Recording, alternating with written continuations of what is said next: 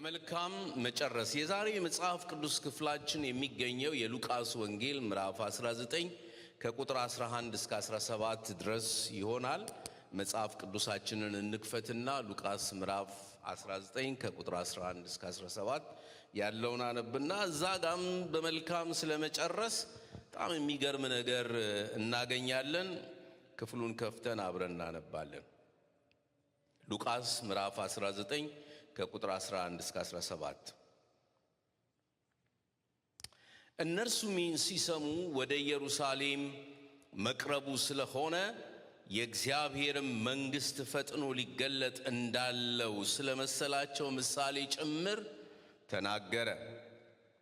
ስለዚህም እንዲህ አላቸው፣ አንድ መኮንን ለራሱ መንግሥት ይዞ ሊመለስ ወደ ሩቅ አገር ሄደ።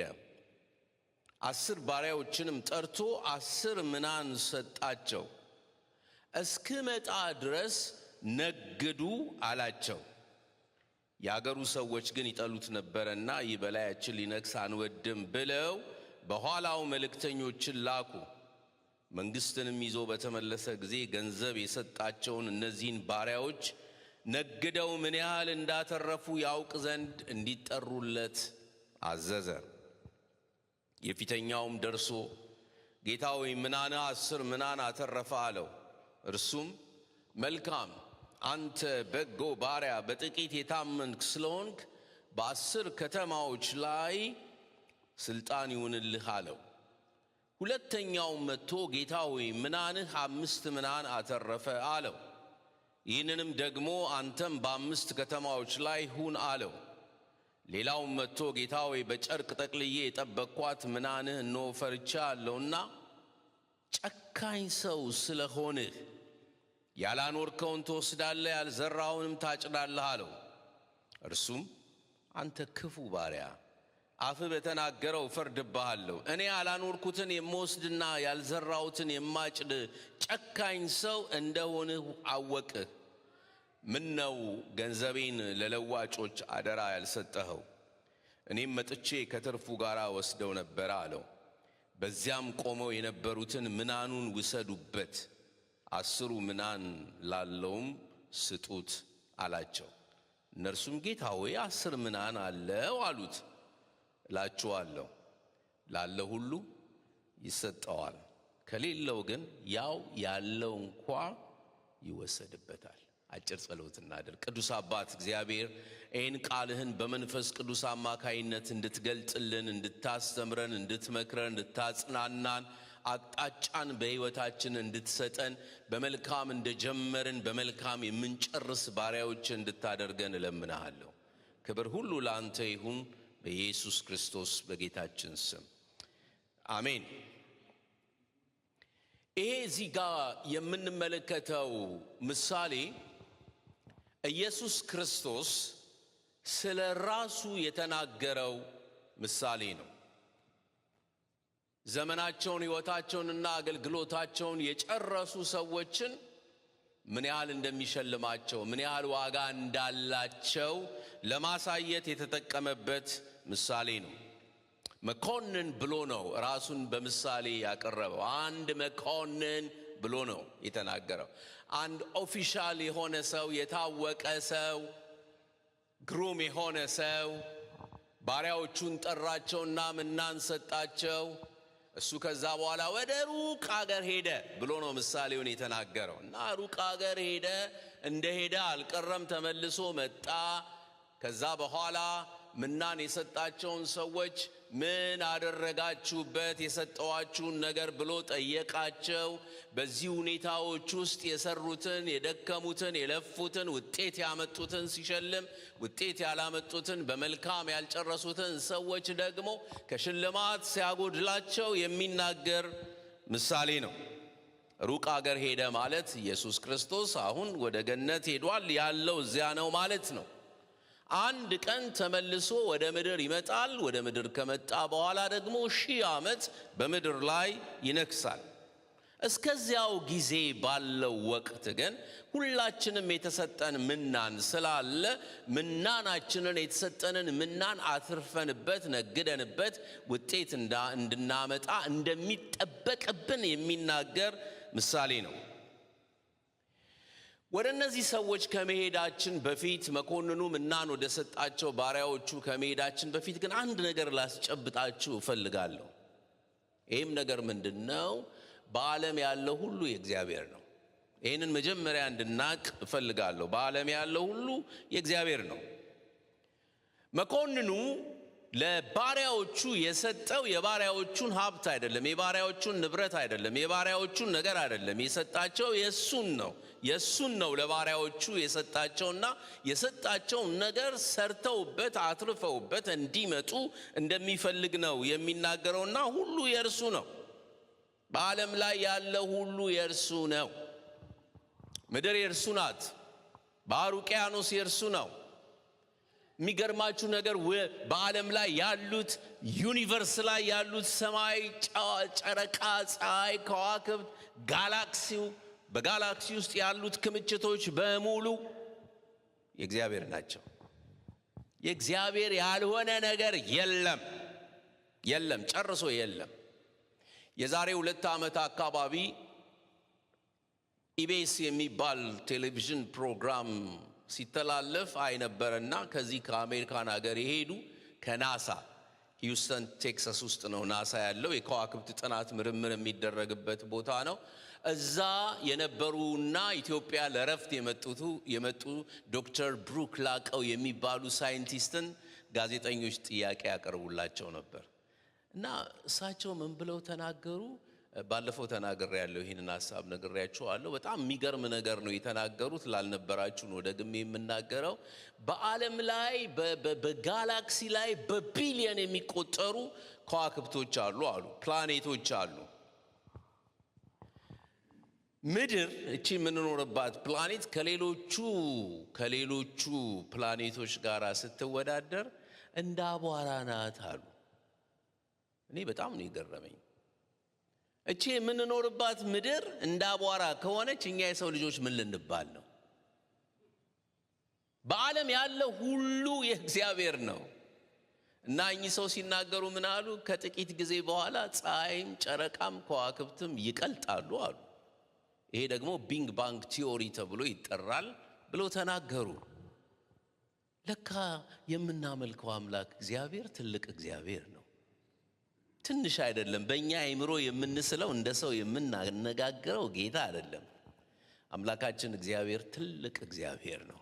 ሰማይን የፈጠረ፣ ምድርን የፈጠረ፣ ባህርን የፈጠረ፣ ውቅያኖስን የፈጠረ፣ የሰው ልጆችን ሁሉ የፈጠረ፣ ኦነርሺፑ በእጁ ያለ እግዚአብሔር ነው።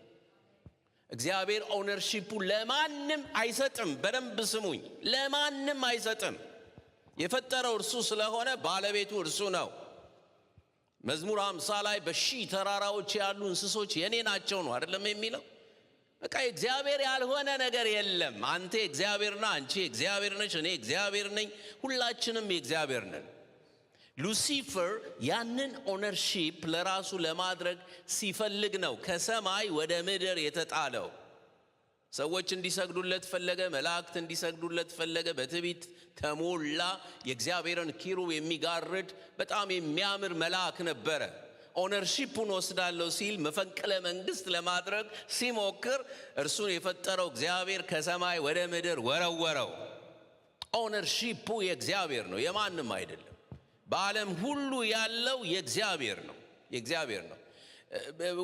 ወደ ዋናው ወደ መልካም መጨረስ ወደሚለው ሐሳብ ከመምጣቴ በፊት ይህን ነገር ማስጨብጣችሁ ካለ ምክንያት አይደለም። በዓለም ያለው ሁሉ የእግዚአብሔር ነው ካልን ብራችን የኛ አይደለም። ብር የሚሰራው ዶላር የሚሰራው በምንድን ነው? መልስ ፈልጋለሁ። በምን ነው የሚሰራው? ዝም ብላችሁ ነው የተሸከማችሁት የምትዞሩት ዶላሩ? ዶላር የሚሰራው ከምንድን ነው? ከወረቀት ነው። ይሄ እኮ ኤሌመንተሪ ጥያቄ ነው። ወረቀት ነው፣ ብትቀዱት እኮ ይቀደዳል። ወረቀቱ በመጀመሪያ የመጣው ከየት ነው የሚሰራው? ወረቀት ከቅጠላ ቅጠል ነው አይደለም? ቅጠላ ቅጠሉ በምድር ላይ እንዲሆን ያደረገው ማን ነው? እግዚአብሔር ነው። እግዚአብሔር ከፈጠረው ነገር ነው የሰው ልጆች እግዚአብሔር ከሰጣቸው አይምሮ የተነሳ ብዙ ነገር የሚያደርጉት እንጂ ኦነርሺፑ ያለው የመጀመሪያው የባለቤትነት መብት ያለው በእግዚአብሔር እጅ ነው። መኪናችን የኛ አይደለም።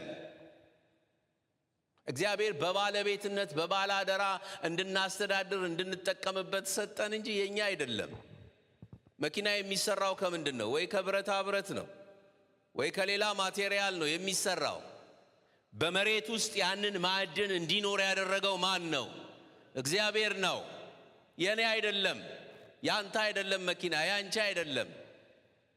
አንድ መጽሔት ላይ ሳነብ አንድ ሰው ጃጓር የምትባል መኪና ነበረችው ይላል እና ምን ብሎ ተናዘዘ?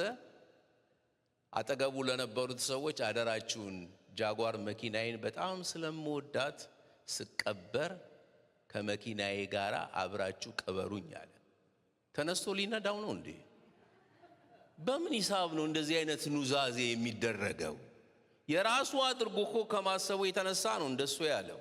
የሱ አይደለም። ካለፈ በኋላ የሱ አይደለም። ሌሎች እንዳይነዱበት ምናልባት ምቀኝነት ተጠናውቶት ካልተናገረ በስተቀር የሱ አይደለም። ልብሳችን የኛ አይደለም። ልብስ የሚሰራው ከጥጥ ነው ወይ ከፖሊስተር ነው። በምድር ላይ ግን ልብሱ የሚሰራበትን ጥጥ ያዘጋጀው የፈጠረው እግዚአብሔር ነው። ከዛ ነው የመጣው። ይሄ የለበስነው አካላችን እንኳን የራሳችን አይደለም ነው እንዴ? የኛ አይደለም። እኛ የመንፈስ ቅዱስ ማደሪያዎች ነን። ለራሳችሁ አይደላችሁም ነው እኮ የሚለው አንደኛ ቆሮንቶስ ምዕራፍ 6 ቁጥር 20 ላይ። ስለዚህ በዚህ ስጋችሁ እግዚአብሔርን አክብሩት ነው የሚለው። ታይም የኛ አይደለም፣ ጊዜ እግዚአብሔር ነው። እግዚአብሔር ከወሰደ እኮ በሕይወት መኖር አንችልም። ልጆቻችንንም እግዚአብሔር የሰጠን በባላደራነት እንድናሳድጋቸው እንጂ የኛ አይደሉም። በዓለም ላይ ያለው በሙሉ የእግዚአብሔር ነው። ቀኝ እጅ ከፍ ይበልና በዓለም ያለው ሁሉ የእግዚአብሔር ነው ብለን እናውጃለን። አዎ የእግዚአብሔር ነው። ይህንን ነው ማወቅ የሚኖርብን። ብዙ ሰው በመልካም እንዳይጨርስ የሚያደርገው ነገር የተሰጠው ነገር የእርሱ እንደሆነ ሲያስብ ነው። የእርሱ እንደሆነ ካሰበ እንዴት አድርጎ ነው የእግዚአብሔርን ነገር ይዞ የጀመረውን የህይወት ሩጫ በመልካም መጨረስ የሚችለው? ጨርሶ የማይቻል ነገር ነው። ያለው ነገር በሙሉ የእግዚአብሔር ነው። ሰውነታችን እንኳን ሳይቀር የራሱ የእግዚአብሔር ነው።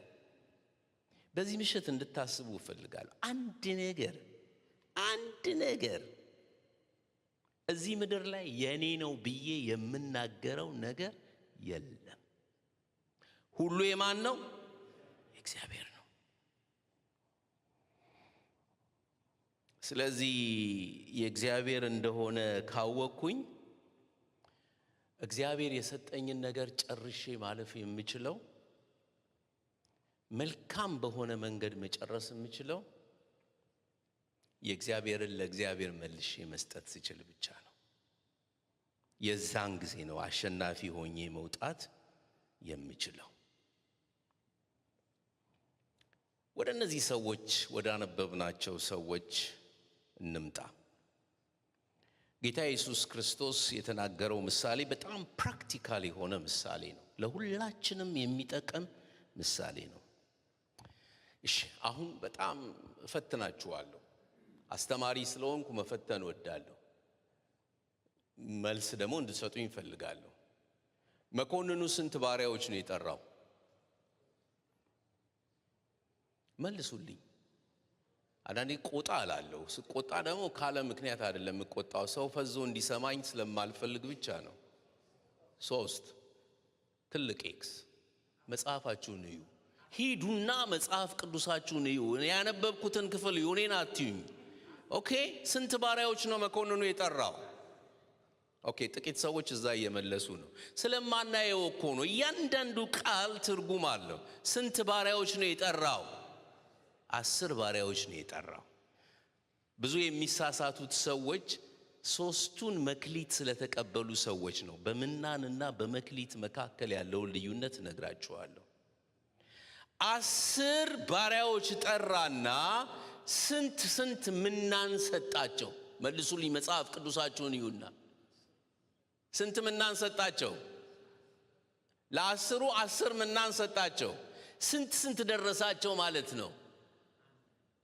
አው እዛ ጋር ከኋላ ያሉት ሰዎች ጥሩ እየመለሱ ነው። ፊት ያላችሁ ምን ነው? እሺ 10 ባሪያዎች ጠራና 10 ምናን ሰጣቸው። ስለዚህ እያንዳንዳቸው ስንት ይደርሳቸዋል? አንዳንድ ምናን ይደርሳቸዋል ማለት ነው። መክሊት አይደለም፣ ልብ በሉ፣ ምናን ነው። በምናንና በመክሊት መካከል ልዩነት አለ። ምናን ማለት ኢየሱስ ክርስቶስ በነበረበት ዘመን የአንድ ወዛደር የ3 ወር ደሞዙ ነው። ይሄንን ያውቃሉ። እዛ የነበሩት አድማጮች ያውቃሉ ይሄንን። 10 ባሪያዎችን ጠራ፣ 10 ምናን ሰጣቸው። ስንት ደረሳቸው? አንዳንድ ምናን ደረሳቸው። ወደ መጽሐፋችሁ ተመልሱ። እንደዚህ ነው የሚለው። አንድ መኮንን ለራሱ መንግስትን ይዞ ሊመለስ ወደ ሩቅ አገር ሄደ። 10 ባሪያዎችንም ጠርቶ 10 ምናን ሰጣቸው። 10 ምናን ሰጣቸውና እስክመጣ ድረስ ምን አድርጉ? ነግዱ አላቸው ይላል። የደረሳቸው አንዳንድ ምናን ነው። እስክመጣ ድረስ ደግሞ ነግዱ ነው ያላቸው። ንግድ ደግሞ ምን ይፈልጋል? ንግድ ምን ይፈልጋል? ንግድ ውስጥ የተሰማራችሁ ሰዎች፣ በፊትም የነበራችሁ ወይም አሁን የምትሰሩ ሰዎች፣ ንግድ ሁሉ ጊዜ አንድ ነገር ይፈልጋል። ምን ይፈልጋል? ትርፍ ይፈልጋል። ያለ ትርፍ ነጋዴ የሚሆን ሰው የለም።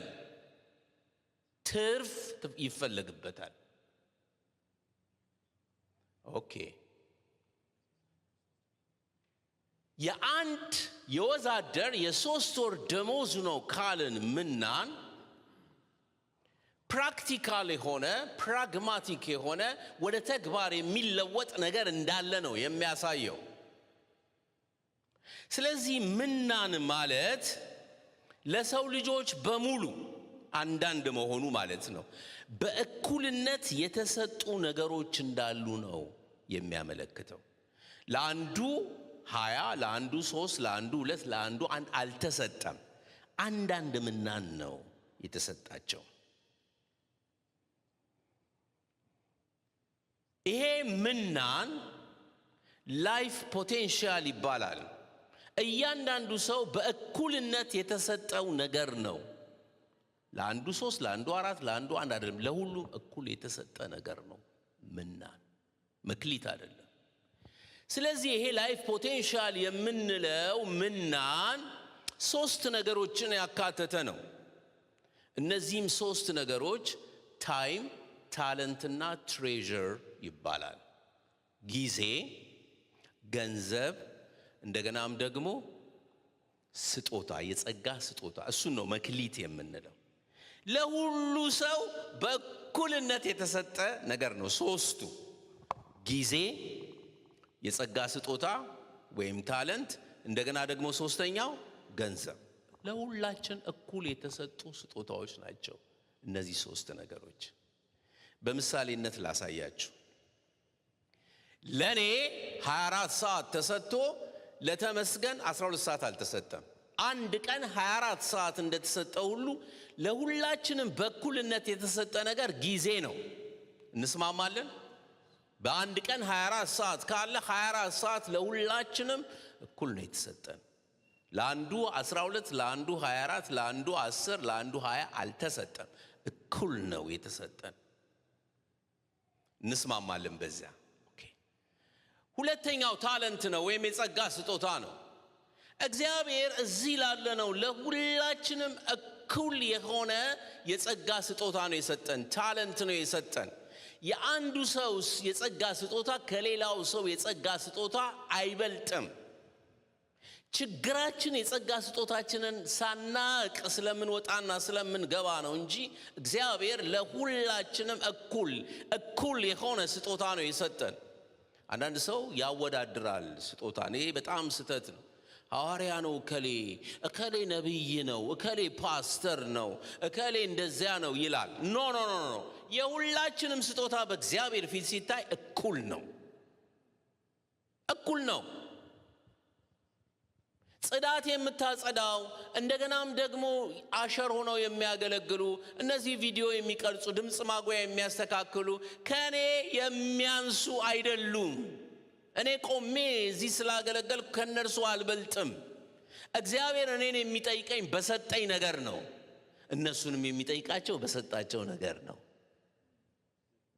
እኩል ነው የሁላችንም ታለንት። አንዱ ታለንት ከሌላው ታለንት፣ አንዱ የጸጋ ስጦታ ከሌላው የጸጋ ስጦታ አይበልጥም። ልናበላልጠው አንችልም። በእግዚአብሔር ፊት እኩል ነው። ችግራችን ያልተሰጠን ነገር ላይ ጊዜያችንን ማጥፋታችን ነው እንጂ የሁላችንም እኩል ነው። ሶስተኛው ገንዘብ ነው። እግዚአብሔር ለሁላችንም እኩል ገንዘብ ነው የሰጠን? አይ አይደለም። እነሱንማ እንዴት ነው? ሀብታም የሆኑ ሰዎች አሉ፣ ድሃ የሆኑ ሰዎች አሉ። ለሁላችንም እንዴት እኩል ገንዘብ ነው የተሰጠን ትለናለህ ትሉኝ ይሆናል። ለሁላችንም እኩል ገንዘብ ነው የተሰጠን። እሺ ቻሌንጅ ላርጋችሁ። ወደዚህ ምድር ስትመጡ ስንት ሚሊዮን ዶላር ይዛችሁ ነው የመጣችሁት? ይዘመተናል? አልመጣንም። ኢዮብ እንዳለ ራቁታችንን የመጣ ነው የምንሄደው ራቁታችንን። ታዲያ በሀብትና በድህነት መካከል ልዩነት የመጣው ለምንድን ነው ብላችሁ ብትጠይቁኝ የተሰጠንን ነገር በአግባቡ መጠቀም መቻልና አለመቻላችን ያስጠይቀናል እንጂ ሁላችንም በምድር ላይ ስንመጣ ምንም ይዘን አልመጣንም፣ ምንም ይዘን አንሄድም። እኩል ነው የተሰጠን። እንድንበላለጥ ያደረገው ነገር የኛ የአሰራር የችሎታ ምናልባት የእድል ነገር ካልሆነ በስተቀር በምንም አይነት መንገድ ሁላችንም ዳዎች ነን። ምንም ይዘን አልመጣንም። እግዚአብሔር የሚጠይቀን ያልሰጠንን ነገር አይደለም፣ የሰጠንን ነገር ነው የሚጠይቀን። በሰጠን ነገር ምን ያህል ሰርተንበታል የሚለው ነገር ካልሆነ በስተቀር ለሁላችንም የተሰጠን ላይፍ ፖቴንሻል እኩል ነው። ታይም እኩል ነው የተሰጠን። ገንዘብ እኩል ነው የተሰጠን። የጸጋ ስጦታ እኩል ነው የተሰጠን። ግን የተሰጠንን ነግደንበታል ወይ? ሰርተንበታል ወይ? አትርፈንበታል ወይስ ከስረንበታል ወይ የሚለው ጥያቄ ነው። ቢል ጌትስ እንደዚህ አለ ይባላል። እዚህ አሜሪካን እየኖራችሁ ቢል ጌትስን የማታውቁ አይመስለኝም። በዚህ ዓለም ላይ ድሃ ሆነ በመምጣት ምክንያት ልታዝን አይገባህም። ይልቁንም ልታዝን የሚገባህ ድሃ ሆነ ብትሞት ነው ብሎ ነው የተናገረው።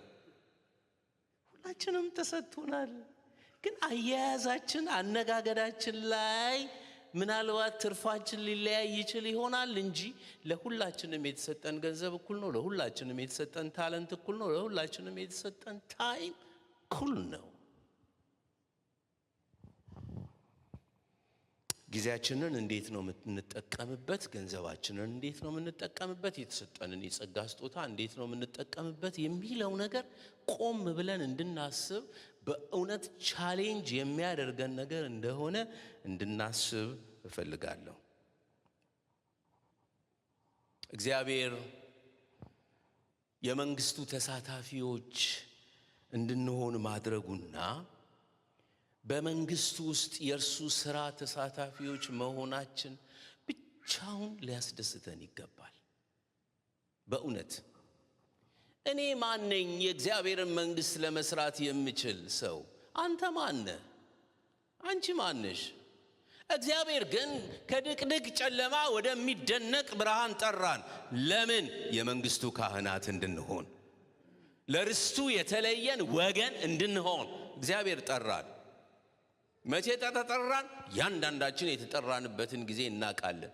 የመንግስቱ ተካፋይ መሆናችን ለብቻው እግዚአብሔርን ልናመሰግነው እንድንችል ያደርገናል። ልብ በሉ፣ መላእክት አልተጠሩም፣ ባላባቶች አልተጠሩም፣ አዋቂ የሚባሉ ሰዎች አልተጠሩም፣ ፈላስፋዎች አልተጠሩም፣ ሳይንቲስቶች አልተጠሩም።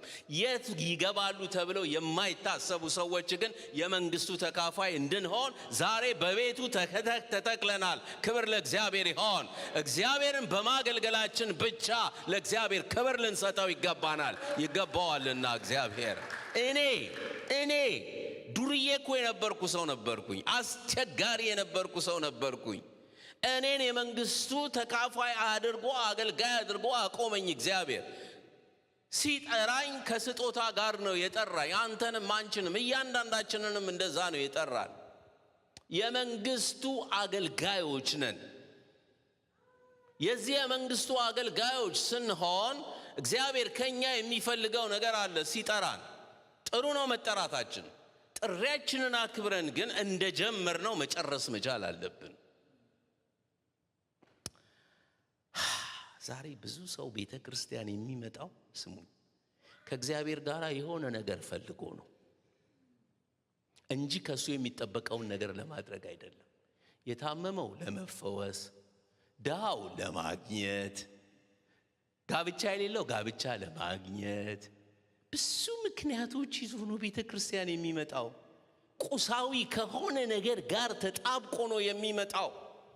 ኮንፈረንስ እንኳን በሚዘጋጅበት ጊዜ የሆነ ነገር እግዚአብሔር እንዲያደርግለት ነው የሚፈልገው። አስቦ እንደዛ ነው የሚመጣው። ለእግዚአብሔር ከምንሰጠው ይልቅ ብዙዎቻችን ከእግዚአብሔር መጠበቅ ነው የምንፈልገው። እግዚአብሔር ቢሰጠን ስሙ ይባረክ፣ ቢከለክለን ስሙ ይባረክ፣ ቢሆን ስሙ ይባረክ፣ ባይሆን ስሙ ይባረክ። የሁሉ ጌታ ኤልሻዳይ እግዚአብሔር እርሱ ለዘላለም በዙፋኑ ላይ ነው። ስለዚህ ተቀብለናል። ያልተቀበልነው ነገር የለም። ወንድሞቼና እህቶቼ ከልቤ ነው ምላችሁ ያልተቀበልነው ነገር የለም። እግዚአብሔር ለመንግስቱ ሲጠራን የሰጠን ነገር አለ። ጊዜ ሰጥቶናል፣ ገንዘብ ሰጥቶናል፣ የጸጋ ስጦታ ሰጥቶናል። እርሱን እንድንነግድበት፣ እርሱን እንድንመነዝረው፣ እርሱን ትርፍ እንድናመጣበት ይፈልጋል እግዚአብሔር። ዝም ብለን በምድር ላይ ኖረን የምናልፍ ሰዎች እንድንሆን የእግዚአብሔር ፈቃዱ አይደለም፣ ጨርሶ አይደለም። አንድ ሰው አንድ ሀገር ለጉብኝት ሄደ ይባላልና መቃብር ቦታዎችን ሲጎበኝ አንድ የመቃብር ቦታ ላይ አንድ ጽሑፍ ተመለከተ እና የተመለከተው ጽሑፍ ምን የሚል ነው? ዶክተር ከሌ ከሌ በ4 ዓመት ተወልደው በ5 ዓመት ሞቱ የሚል ነው ያየው። እና ገረመውና አስጎብኚውን ሰው ምን ማለት ነው እንደዚህ ሰው እንዴት በ4 ዓመቱ ዶክትሬት አግኝቶ በ5 ዓመቱ ይሞታል ብሎ ጠየቀው። እኛ ሀገር ሰው ከተወለደበት ጊዜ አይደለም ጀምሮ የሚመዘገበው፣ መስራት ከጀመረበት ጊዜ ጀምሮ ነው የሰራው ነገር ተመዝግቦ መቃብሩ ላይ የሚጻፈው ብሎ መለሰለ። ታዲያ እኔማ ምንም አልሰራውም መቃብሬ ላይ ምን ሊጻፍ ነው ብሎ ሲጠይቀው አቶ ከሌ ከሌ በ0 ዓመት ተወልደው በ0 ዓመት ሞቱ፣ እንደዛ ተብሎ ነው የሚጻፍልህ ብሎ መለሰለት። እኔ ወንድሞቼና እህቶቼ ለጠራን ጌታ በሰጠን ምናን በላይፍ ፖቴንሻል አንድ ነገር ሳናደርግ ልንሞት ነው፣ ልናልፍ ነው። አንዳንዶቻችን አልጀመርንም እንኳን ለመጨረስ ቀርቶ ህይወት እንደዚሁ ይለፍ። ታውቃላችሁ ህይወት እኮ ጤዛ ነው። ህይወት እንፋሎት ነው። ልንገራችሁ እውነቱ ሁላችንም ማለት እችላለሁ እስከ ዛሬ ድረስ ከኖርንበት ዘመን ይልቅ ከዚህ በኋላ የምንኖረው ዘመን አጭር ነው። እንኳን ለጥላቻ ለፍቅርም የሚሆን ጊዜ የለንም። ግን ምንድነው እየሰራን ያለነው? በቃ ተቀጥረን ሰራ፣ ገንዘብ አገኘን፣ ዘለዘመዶቻችን ውጭ ላሉት ላክን፣ እዚህ ያሉትን ልጆች አስተማርን፣ አሳደግን። በቃ ላይፍ እንደሱ ነው። አያስፈልግም እኮ ማለት አይደለም፣ የግድ ልንኖርበት የሚገባ ህይወት ነው። እግዚአብሔር በስጋ ከምንኖረው ኑሮ ይልቅ ለመንግስቱ እንድንኖርለት ይፈልጋል። አንዳንድ ሰው ቤተ ክርስቲያንና የሚባለው ተገፍቶ ነው። መገፋት አያስፈልገንም። አገልግሎት ኦፖርቹኒቲ ነው፣ ፕሪቪሌጅ ነው። ተገኝቶ ነው ወይ ተብሎ ነው መታፈስ ያለበት። ቤተ ክርስቲያን እኮ የምንመጣው እንዲሁ ብቻ ለማምለክ አይደለም፣ ወይም ቃሉን ለመስማት ብቻ አይደለም። የእግዚአብሔርን ስራ ለመስራት ነው፣ የመንግስቱን ስራ ለመስራት ነው። ምን እያደረግን ነው ያለነው? ቻሌንጅ ላደርጋችሁ በጌታ ቃል በእውነት እወዳለሁ። ታገኛላችሁ ልላችሁ እችላለሁ፣ ትጠረምሳላችሁ ልላችሁ እችላለሁ። አይጠቅማችሁም። ስትወጡ ምንም የሚጠረመስ ነገር የለም፣ ምንም የሚለወጥ ነገር የለም። ቆም ብለን ግን እናስብ። ዘመኔን እንዴት ነው ምጨርሰው? እግዚአብሔር የሰጠኝን ታይም፣ ታለንት፣ ትሬዠር እንዴት ነው ምጠቀመው ብዬ ራሴን መጠየቅ አለብኝ። ያንን ማድረግ ካልቻልኩኝ የመኖር ትርጉሙ ታዲያ ያለው ምኑ ላይ ነው? መብላት ነው? መጠጣት ነው? መልበስ ነው? መኪና መንዳት ነው? ቤት መስራት ነው? ይሄ ነው? ይሄን ብቻ የምናስብ ከሆነ በምድር ካሉ በጌታ ከሌሉ ሰዎች ምኑን ተሻልን? ቆም ብለን እናስብ። አውቃለሁ ለአንዳንዶቻችን የምናገረው ነገር ጠጣር እንደሆነ አውቃለሁ። መድኃኒት ግን የሚፈውሰው ጠጣር ሲሆን ነው፣ ሲያም ነው። ውስጥ ያለውን ነገር መጠራረግ የሚችለው የዛን ጊዜ ነው። ብዙ ሰው አይወድም፣ ጠንከር ያለ ነገር ሲነገር አይወድም፣ አይፈልግም፣ ግን አይጠቅምም። የሚያስፈልገን እኮ ጊዜያዊ የሆነ ማስታገሻ መድኃኒት አይደለም፣ ፈዋሽ መድኃኒት ነው። ፈዋሽ መድኃኒቱ ደግሞ ከቃሉና ከመንፈሱ ይመጣል። ክብር ለኢየሱስ ይሁን። ስለዚህ እነዚህ ሰዎች መክሊት ምናናቸውን ወሰዱ። ምናናቸውን ከወሰዱ በኋላ እሱ ተመልሶ መምጣቱ ስለማይቀር ተመልሶ ሲመጣ ጠየቃቸው። መንግስትንም ይዞ በተመለሰ ጊዜ ይላል ገንዘብ የሰጣቸውን እነዛን ባሪያዎች ነግደው ምን ያህል እንዳተረፉ ያውቅ ዘንድ እንዲጠሩለት አዘዘ። ጥሩልኝ። ከአስሩ የመጡት ስንቶቹ ናቸው? ሶስቶቹ ናቸው። እሱ ነው። በጣም የሚያሳዝነው ነገር በዓለም ላይ ያለው ህዝብ በሙሉ ከአስሩ ውጤት ሳያመጣ ቤቱ ተቀምጦ የሚቀር ዝም ብሎ ኑሮ የሚሞት 70% ነው። በቤተ ክርስቲያንና በእግዚአብሔር መንግስት ግን ውጤት የሚያመጡት ሰዎች በጣም ጥቂት ሰዎች ናቸው። ለዛውም ከአማኞች መካከል አንዱ ትርፍ ሳያመጣ እንደቀረና ሁለቱ ብቻ ውጤታማ ሆነው እንደተገኙ ነው የምንመለከተው። ወንድሞቼና እህቶቼ ጌታ በጊዜያችን፣ በገንዘባችን፣ በችሎታችን ወይም በጸጋ ስጦታችን እንድናድግ የሚፈልገው እንድናባክነው ሳይሆን እንድንሰራበት ወይም እንድንጠቀምበት ነው። ብዙ አማኞች፣ ብዙ አገልጋዮች ብዙ ጩኸታቸው በባላደራነት የተሰጣቸውን ኃላፊነት ከመስራት ይልቅ እንዲሁ በከንቱ ማባከናቸው ነው። ልጆቻችን ከመስራት ይልቅ እኔና እናንተ የሰጠናቸውን ነገር ማባከን ነው የሚፈልጉት። ለነገ ያላቸው አመለካከት የተዛባ ነው። ዛሬን ብቻ ነው ኖረው ማለፍ የሚፈልጉት። ከዚህ የተነሳ ትርፍ ያለው ነገር በሕይወታቸው ማየት አንችልም። የተሰጣቸውን ስለሚያባክኑ ነው ውጤት የማናይባቸው። እግዚአብሔር የሰጠን ምናን አንድ ቀን ይጠፋል። መቼ እንደሚጠፋ አናቅም። እንደምታውቁት እያንዳንዱ መስሪያ ቤት ግምገማ የሚባል ነገር አለው። እግዚአብሔርም አንድ ቀን በመንግስቱ ግምገማ ያደርጋል። ስንቶች ውጤታማ ሆኑ፣ ስንቶች ውጤታማ አልሆኑም ብሎ ይገመግማል፣ ኢቫሉዌት ያደርጋል። የመኮንኑ መመለስ ከኢየሱስ ክርስቶስ ዳግመኛ መመለስ ጋር ይመሳሰላል። ሲመለስም ባሪያዎቹን ይጠይቃል፣ በሰጠዋችሁ ነገር አተረፋችሁበት ወይንስ ደግሞ ከሰራችሁ? ጅማሬያችሁ መልካም እንደሆነ ፍጻሜያችሁ ጥሩ ሆኗል ወይስ አልሆነም ብሎ ይጠይቃል። ሁለት የፍርድ ወንበሮች አሉ። አንዱ የክርስቶስ ፍርድ ወንበር ሲባል ሌላው የነጩ ዙፋን ፍርድ ይባላል። በደንብ ስሙኝ።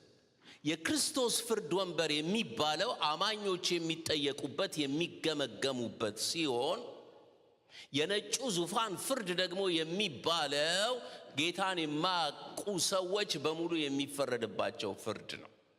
ስለዚህ እኔ ወንድማችሁ፣ እናንተ እህቶቼ፣ እናንተ ወንድሞቼ አንድ ቀን በክርስቶስ ፍርድ ወንበር ፊት ሁላችንም እንቀርባለን።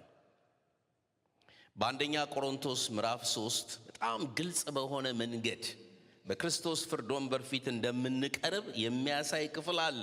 እሱን ላነብላችሁ እፈልጋለሁ። ከኔ ጋር አንደኛ ቆሮንቶስ ምዕራፍ 3 ከቁጥር 10 እስከ 15 ድረስ ያለውን ክፍል አብረን እናነባለን። በጣም የሚያስደንቅ ቃል ነው። ከዚህ በፊት እርግጠኛ ነኝ ብዙዎቻችሁ እንዳነበባችሁ ተስፋ አደርጋለሁ። ከቁጥር 10 ጀምሮ አነባለሁ። የእግዚአብሔር ጸጋ እንደተሰጠኝ መጠን እንደ ብልሃተኛ የአናጺ አለቃ መሰረትን መሰረው፣ ሌላውም በላዩ ላይ ያንጻል። እያንዳንዱ ግን በእርሱ ላይ እንዴት እንዲያንጽ ይጠንቀቅ። ከተመሰረተው በቀር ማንም ሌላ መሰረት ሊመሰርት አይችልምና እርሱም ኢየሱስ ክርስቶስ ነው። ማንም ግን በዚህ መሰረት ላይ በወርቅ ቢሆን በብር በከበረ ድንጋይ በእንጨትም በሳርም ወይም ባገዳ ቢያንጽ የእያንዳንዱ ሥራ ይገለጣል። በእሳት ስለሚገለጥ ያ ቀን ያሳያልና የአንዳንዱም ሥራ እንዴት መሆኑን እሳቱ ይፈትነዋል። ማንም በእርሱ ላይ ያነጸው ሥራ ቢጸናለት ደሞዙን ይቀበላል። የማንም ሥራ የተቃጠለበት ቢሆን ይጎዳበታል፣ እርሱ ራሱ ግን ይድናል። ነገር ግን በእሳት እንደሚድን ይሆናል። ዛሬ ማናችንም በምድር ላይ የምናደርገው ነገር በሙሉ በእግዚአብሔር ፊት ይታያል። የአንዳንዶቻችን በወርቅ በብር በከበረ ድንጋይ ላይ እንደመመስረት ነው የሚሆነው። የአንዳንዶቻችን ደግሞ በእንጨት በአገዳ በሳር ላይ እንደመመስረት ነው የሚሆነው። እንደዚህ ነው የሚሆነው። አንድ ቀን እሳቱ ይመጣል ይላል። እሳቱ ሲመጣ በወርቅ በከበረ ድንጋይ በብር ላይ የሚያልፍ ከሆነ ምን ይሆናል? ያልፋል። በቀላሉ ያልፋል። ምክንያቱም የበለጠ ያጠራዋል እንጂ ወርቁን፣ ብሩን፣ የከበረ ድንጋዩን እሳት አያጠፋውም። እንጨት፣ አገዳ፣ ሳር ከሆነ ግን ገና እሳቱ ሲነካው ብሎ ይጠፋል። እሳቱ አንድ ቀን ይለየዋል ይላል። እሳቱ አንድ ቀን ይለየዋል። who is finishing well, who is not finishing the race ብሎ ይጠይቃል። ያ በእንጨት በሚቃጠል ነገር ላይ ሕይወቱንና አገልግሎቱን ያካሄደው ሰው ይድናል ይላል። በጣም እኮ የሚገርም ነገር ነው። ይድናል ይላል። የሚድነው ግን በእሳት ውስጥ እንደሚሆን መዳን ይሆናል ይላል። እኔ ለብዙ ጊዜ ያ ጥቅስ አይገባኝም ነበር። ምን ማለት ነው በእሳት ውስጥ መዳን ማለት? ይሄ የገባኝ አዲስ አበባ ውስጥ 1983 ዓመተ ምህረት በቅሎ ቤት አካባቢ የእሳት ቃጠሎ ተነስቶ ነበረ። እስኪ እዛ የነበራችሁ በዛ ሚያዝያ ግንቦት 27 ቀን ነበረ። ኢህአዴግ ከገባ በሳምንቱ ነው። እስኪ ነበራችሁ? ኦኬ፣ ብዙዎቻችሁ እዚህ ነበራችሁ ማለት ነው። ወይም አረስታችሁታል ወይም እና ኃይለኛ እሳት ነበር የተነሳው እና በጣም እሳቱ ከመንደዱ የተነሳ ከተማው በሙሉ ተቃጥሎ የሚጠፋ ነበር የሚመስለው። እኔ እኖር የነበረው ብስራተ ገብርኤል የሚባለው ሰፈር ነበረ። ቃጠሎ የተነሳው ጎተራ በቅሎ ቤት የሚባለው አካባቢ ነው። እዛ የተከማቸ መሳሪያ ስለነበር እሱ ፈንድቶ ነው ከተማው በቃ ሊጠፋ ነው የተባለው። ውሾች እንኳን ከመደንገጣቸው የተነሳ በየወንበር ውስጥ በየአልጋ ውስጥ ሁሉ ተቀርቅረው ይገቡ ነበር ከድንጋጤ የተነሳ። ሩቅ ያሉት ሰፈሮች እንኳን መስኮቶቻቸውና በሮቻቸው ሁሉ ይሰባበሩ ነበር እና ልክ ፍንዳታው ሲጀምር እዛ አካባቢ የነበሩ ሰዎች በሙሉ በአራቱም የአዲስ አበባ አቅጣጫ ወጡ ያላቸውን ነገር ይዘው። አንድ ክርስቲያን ቤተሰብም ልክ አደጋው ሲደርስ ሌሊት ነው የእሳት ቃጠሎ የተነሳው ፍንዳታው የተነሳው ከዛ በኋላ ያላቸውን ነገር ሁሉ ይዘው በደቡብ አዲስ አበባ በኩል ይወጡና ተስፋ ድርጅት የሚባለው አካባቢ ይደርሳሉ። ልክ እዛ ሲደርሱ ትዝ ሲላቸው የ1 ዓመት ልጃቸውን ቤት ትተው ነው የመጡት። አሁን ምን ያደርጉ? ተባራሪ ጥይት የሚባል ነገር አለ። እየተፈናጠረ ይሄዳል እና አንዳንድ ሰዎችን ይገድላል ተባራሪ ጥይቱ። በኋላ ተመካከሩና አባት ሌሎቹን ልጆች እዛ ይዞ እንዲጠብቅ፣ እናት የ1 ዓመት ልጇን ከተስፋ ድርጅት በቅሎ ቤት ድረስ በእግሯ ሄዳ ለማምጣት ተስማሙ። እሳቱ ይወናጨፋል። እናት እንደምንም ብላ እዛ ቤቷ ትደርሳለች። በሩ ወድቋል፣ ተሰብሯል፣ መስኮቶቹ ተንጋደዋል ከነበረው አደጋ የተነሳ። እንደምንም ብላ ሳሎን ገባች። ከሳሎን ወኝታ ቤቷ ገባች። ልጇን ለማየት ሞከረች። በዛ ሰዓት ውስጥ ልጁ የሞቀ እንቅልፍ ውስጥ ለጥ ብሎ ተኝቷል። ያንን ልጅ ይዛ እንደምንም ደብቃ ከእሳት ውስጥ ደብቃ ወደ ቤተሰቦቿ ጋር ደረሰች። ይህን ምስክርነት ስትሰጥ ነው የሰማሁት። ሴትየዋ ድናለች አልዳነችም? ድናለች። ግን በምን አይነት መዳን ውስጥ ነው የዳነችው? በእሳት ውስጥ በሚሆን መዳን ነው የዳነችው። ከእንዲህ አይነት መዳን እግዚአብሔር ይጠብቀን። አንድ ቀን በክርስቶስ ፍርድ ወንበር ፊት ስንቀርብ ስለ ደህንነታችን ላንጠየቅ እንችላለን። ስለ ተሰጠን ላይፍ ፖቴንሻል፣ ስለ ምናናችን ግን እንጠየቃለን። ቤት ሰጥቼ ነበር፣ ምን አደረክበት?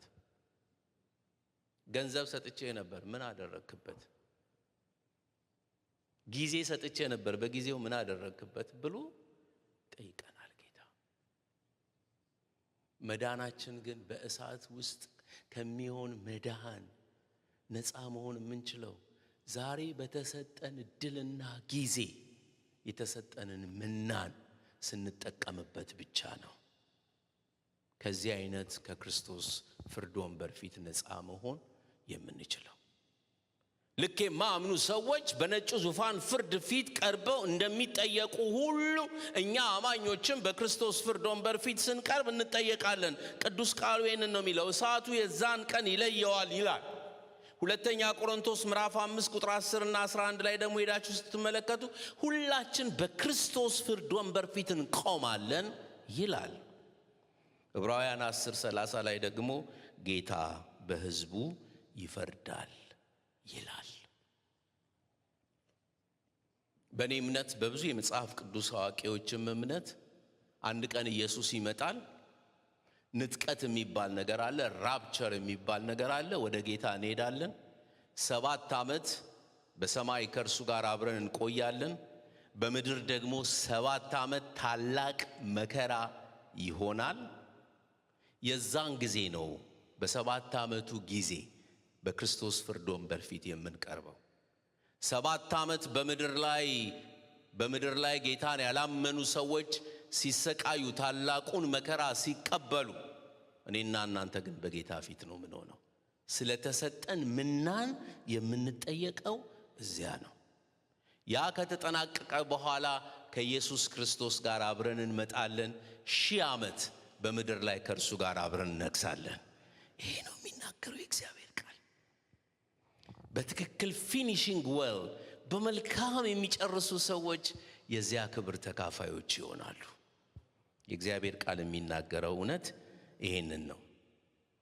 ስለዚህ ዛሬ ቀናችንን ነው በደንብ መጠቀም የሚኖርብን። ጊዜያችንን፣ ገንዘባችንን፣ ጸጋ ስጦታችንን መጠቀም ያለብን ነገ አይደለም።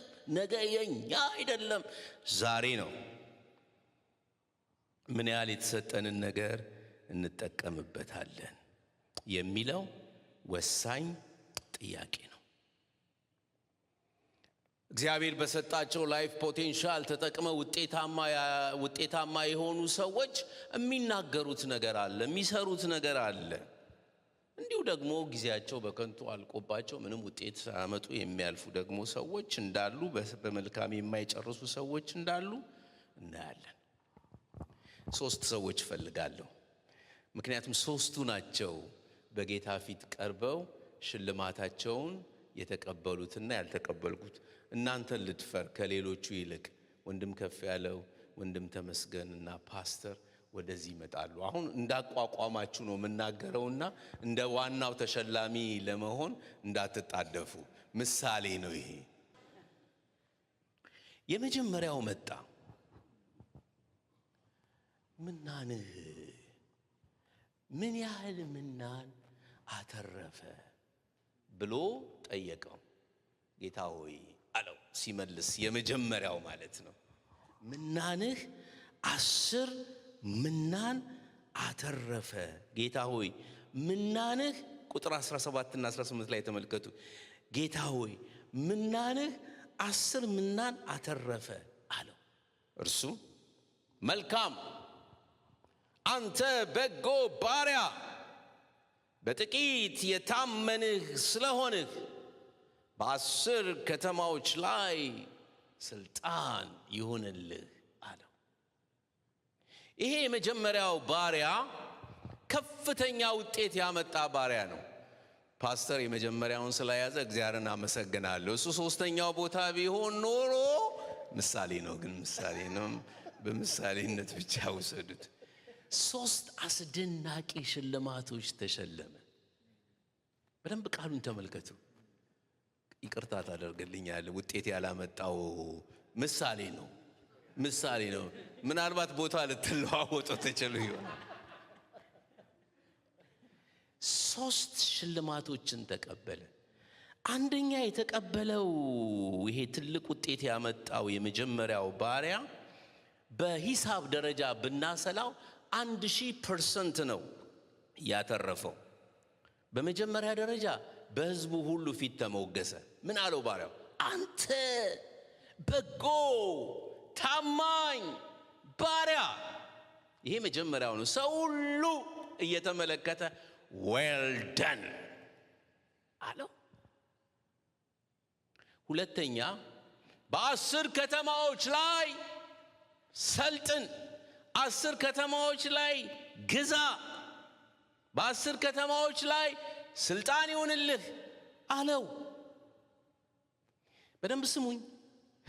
ጌታ ኢየሱስ ሲመጣ ከ7 ዓመቱ ታላቅ መከራ በኋላ በምድር ላይ እኔና እናንተ ከእርሱ ጋር አብረን የምንገዛነን እንጂ የመላእክት አካል ለብሰን እንዲህ የምንንሳፈፍ ሰዎች አይደለንም። አዲስ አካል እንለብሳለን። ኢየሱስ ኢየሩሳሌም ከተማ ውስጥ ዋና ከተማውን አድርጎ ሲገዛ እኛ በ10 ከተማዎች ላይ እንገዛለን። የመጀመሪያውን ከያዝን ማለት ነው። ምናልባት ሻርለት ይደርስ ይሆን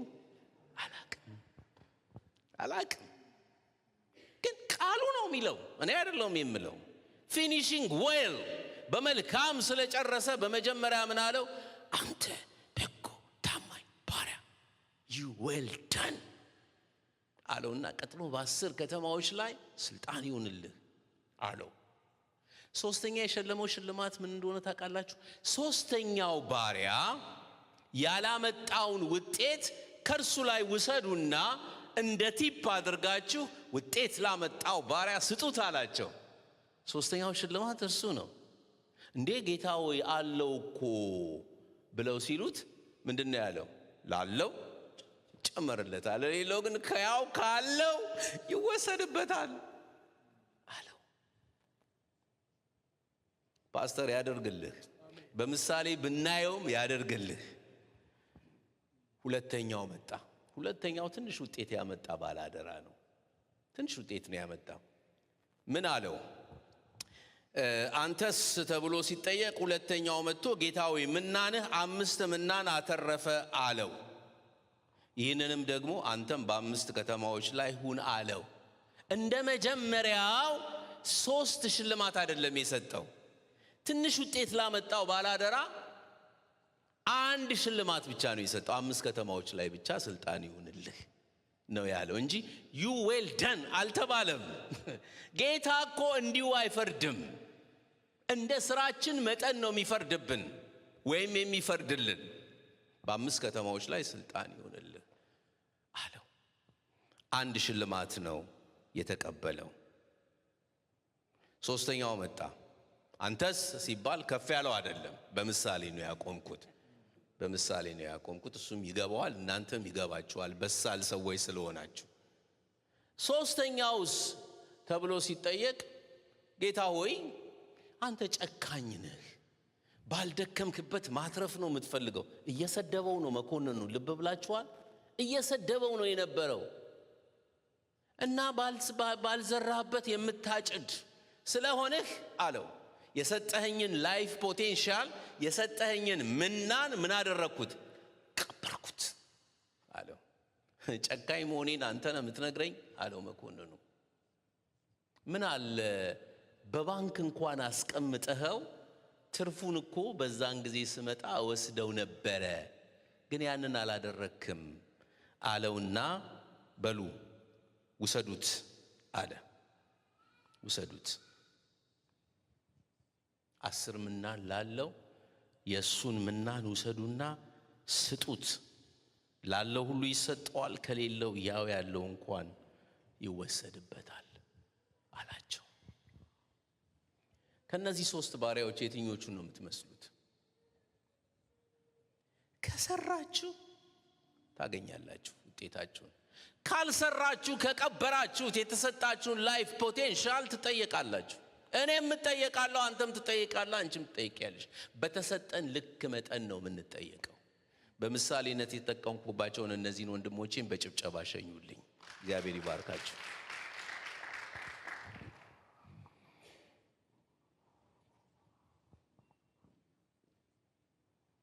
ከፍተኛ ውጤት የምናመጣ በመልካም የምንጨርስ ሰዎች እንሆን ወይስ ምናናችንን የቀበርን በእድሜያችን የተጫወትን የጌታችንን መምጣት የዘነጋን የተሰጠንን ላይፍ ፖቴንሻል ለራሳችን የተጠቀምን ለእግዚአብሔርና ለመንግስቱ ሥራ ምንም ያልሰራን ሰዎች እንሆን ይሆን ወይ? ዛሬ አዝናለሁ። ብዙ አማኞች እንደ ሶስተኛው ዋጋ እንደሌለው ሰው መሆናቸው፣ በመልካም የማይጨርሱ ሰዎች መሆናቸውን ሳስብ አዝናለሁ። በክርስቶስ ፍርድ ወንበር ፊት ሲቀርቡ ሰው ሁሉ እያያቸው የሚዋረዱ ሲሆኑ ዛሬ ምናልባት ልታይ ብለው ነገ ግን ደብቁኝ የሚሉ ከሽልማታቸው የሚጎድሉ ፕሮፌሽናል ክርስቲያኖች ብዙ መኖራቸውን ሳስብ አዝናለሁ። እግዚአብሔር በመልካም አስጀምሮናል። በወንድማዊ ምክር ልምከራችሁ፣ እባካችሁ በዚህ ምድር ላይ የምንኖረው ለራሳችን ብቻ አይደለም፣ ለልጆቻችን ብቻ አይደለም፣ ለዘመዶቻችን ብቻ አይደለም። የተሰጠንን ነገር ለመንግስቱ እንድናውለው እግዚአብሔር ይፈልጋል። ሽልማታችንንም የምናገኘው የዛን ጊዜ ነው። በምድር ላንቀበል እንችላለን። በምድር ጎሽ ላንባል እንችላለን። አፕሪሺየት ላንደረግ እንችላለን። ማንም የምንሰራውን ስራ ላያይ ይችላል። ማንም ባያይን ግን የሚያይን ጌታ አለ። ለእርሱ ብለን የምናደርገውን እያንዳንዷን ቀን፣ እያንዳንዷን ሰዓት፣ እያንዳንዷን ሳንቲም የሚያይ ጌታ አለ።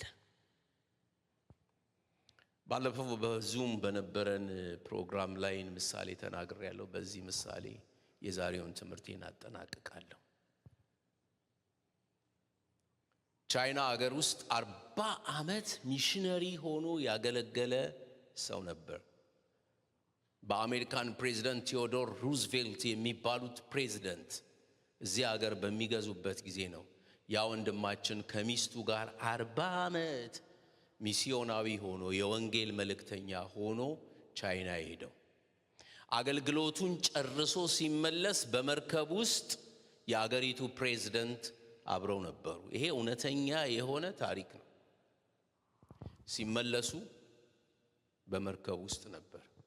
ፕሬዝዳንቱ ቴዎዶር ሩዝቬልት 2 ሳምንት ብቻ ነው ቻይና ሄደው ጎብኝተው የተመለሱት እና በቃ ወደ ቡጋ ሲደርሱ በዚህ በዌስት አካባቢ ነው ወደ ምናልባት ወደ ሳንዲያጎ አካባቢ ሊሆን ይችላል መጽሐፉ ላይ ሳነብ ያገኘሁት ነገር እና 2 ሳምንት ቆይተው ስለመጡ የታወቁ ኦርኬስትራዎች ዘፋኞች ሙዚቀኞች ባንዶች እቅፍ አበባ ይዘው ፕሬዝዳንታቸውን ሊቀበሉ ወደ ቡዘንድ ሄዱ ያንን 40 ዓመት ያገለገለውን ሚስዮናዊ ግን የላከችው ቤተክርስቲያን እንኳን ዌልካም ልትለው አልቻለችም በጣም በአጀብ ነው ፕሬዝዳንቱን የተቀበሉት ሲያይ ማንም የለም ከዛ ዞር ብሎ ማልቀስ ጀመረ ሰልፍ ፒቲ ይሉታል ነጮቹ ለራሱ ማልቀስ ጀመረ ምንም ካለችው ሚስቱ ምንም ታለቅሰው ለምን አላለቅስ 40 ዓመት ካንቺ ጋራ የወንጌሉን ሥራ ስንሰራ ያንን ጨርሰን ስንመጣ ማንንም አልተቀበለንም የላከችን ቤተክርስቲያን እንኳን አልተቀበለችንም ፕሬዝዳንታችን 2 ሳምንት ስለቆዩ ነው የሁሉ አቀባበል እየተደረገላቸው ያለው ጌታ ካልተናገረኝ በስተቀር ወደ ቤቴ አልገባም ብሎ ኮርነር ይዞ መጸለይ ጀመረ አንድ 15-20 ደቂቃ ከጸለየ በኋላ ብድግ ብሎ ሮጦ ሚስቱ ወዳለችበት ሄደና ጌታ ተናገረኝ አላት ምን አለ አለችው ለፕሬዝዳንቱ የሁሉ አቀባበል ሲደረግ ላንተ ያልተደረገልህ አገርህ ስላልደረስክ ነው አለኝ ጌታ አገርህ በደረስክ ጊዜ ግን እልፍ አላፋት መላእክት በታላቅ ክብርና አጀብ ይቀበሉሃል አለኝ ጌታ አገራችን አልደረስንም ስንደርስ ግን ትልቅ ክብር ይጠብቀናል የሰማነውን ቃል እግዚአብሔር ይባርክልን ቆመን ጌታን በጸሎት እናመሰግናለን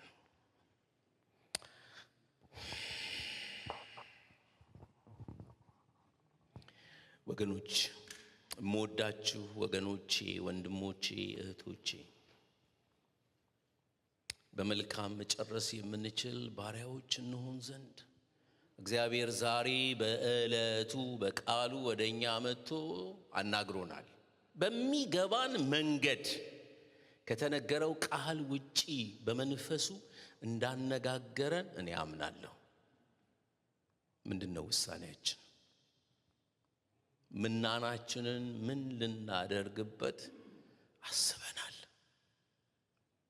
ምን ያህል ዘመን ነው ከዚህ በኋላ የሚቀረን ምን ያህል ዘመን ነው በጣም ጥቂት ጊዜ ነው ያለን ወገኖቼ ወይ ጌታ ይመጣል ወይ እኛ ወደ እርሱ እንሄዳለን እግዚአብሔር ሲናገረን የቀረውን ዘመን የተሰጠንን ምናን ተጠቅመን እንድንሰራበት እንደሆነ አስባለሁ ፓስተርናና ጸልይልን እግዚአብሔር እንዲረዳን ሁላችንንም አቅም እንዲሆነን በእርሱ ፈቃድና ሐሳብ ውስጥ አልፈን እሱን ደስ የሚያሰኘውን ሰርተን አንድ ቀን መጥቶ ሲጠይቀን በእውነት አንተ በጎ ታማኝ ባሪያ እንድንባል